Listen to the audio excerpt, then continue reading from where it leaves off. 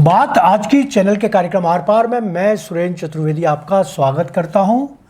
मित्रों, फर्जी विधवाएं, नकली मृत्यु प्रमाण पत्र और राजस्थान की राजनीति का नंगा सच। 321 फर्जी नियुक्तियां, अपराध नहीं, संगठित गिरोह। और लीजिए, अब फर्जी विधवा प्रमाण पत्रों से भी सरकारी नौकरी हथियाने के मामले सामने आने लगे हैं।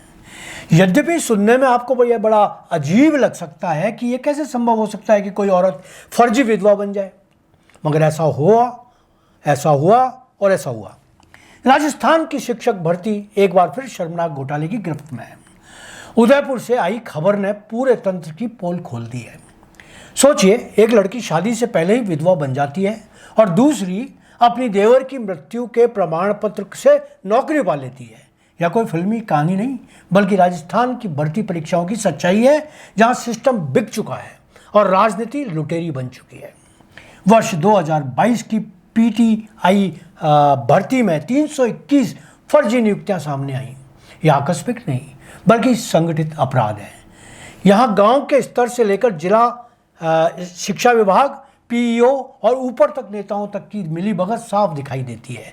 अगर एक महिला बिना शादी किए विधवा बनकर प्रमाण पत्र लगाती है और दूसरा मामला देवर के मृत्यु प्रमाण पत्र का है, तो यह अकेले किसी की चालाकी नहीं हो सकती। यह फर्जी दस्तावेज का सरकारी रैकेट है। अब लोग इसे भाजपा और प्रशासन का गठजोड़ बता रहे हैं। रिपोर्ट में स्पष्ट है कि जिन परिवारों ने यह फर्जीवाड़ा किया, उनका सीधा रिश्ता भाजपा नेताओं से था। गांव के पीईओ से लेकर विधायक तक की मौजूदगी बताती है कि भर्ती को अपनों के लिए लूट का अड्डा बना दिया गया। शिक्षा विभाग भ्रष्ट अफसरों की शरणस्थली और राजनीति उनकी ढाल बन चुकी है। इस पूरे प्रकरण में योग्य अभ्यर्थियों का कैसे कत्ल हुआ, जरा यह भी देखिए। यह सिर्फ फर्जी कागज का मामला नहीं, बल्कि हजारों बेरोजगार युवाओं के सपनों की हत्या है। जिन नौजवानों ने सालों मेहनत की, तैयारी की, उनका हक छीनकर झूठे विधवाओं और नकली वारिसों को नौकरी दी गई।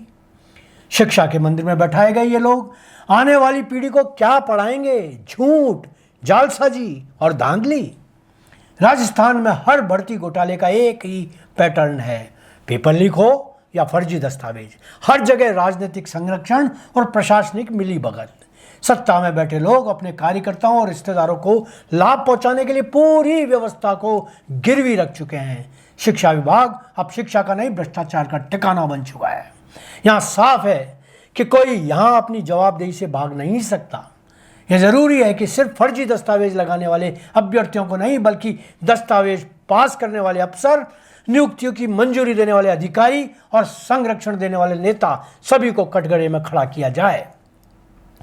जब तक बड़े चेहरों पर कार्रवाई नहीं होगी, तब तक हर भर्ती नौकरियों का मेला बनकर बिकती रहेगी। यह घोटाला राजस्थान की शिक्षा और राजनीति दोनों का असली चेहरा है, जहां सत्ता, प्रशासन और अफसर मिलकर गरीब और मेहनती युवाओं के भविष्य को नीलाम कर रहे हैं। अब सवाल यह है कि क्या मुख्यमंत्री और शिक्षा मंत्री में इतनी हिम्मत है कि इस गठजोड़ को तोड़ सकें, या फिर सब कुछ लीपापोती करके अगली भर्ती में नया घोटाला रच दिया जाएगा। धन्यवाद। आज इतना ही।